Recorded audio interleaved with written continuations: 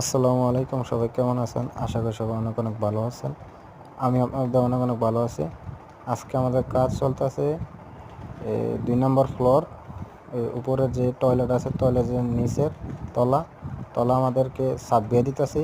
সাববিয়ার নাম হচ্ছে, এটা ডালাই দিতে কি, ডালাইয়ের নাম হচ্ছে ফোমের ডালাই।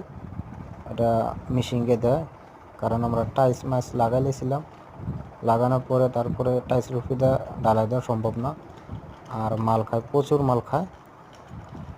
এই মাল খাওয়ার কারণে এরপরে আমরা মেশিন দিয়ে ডালাই দিতেছি।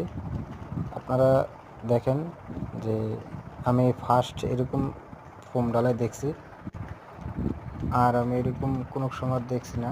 ফার্স্ট দেখলাম ফোম ডালাই কীভাবে দেয়।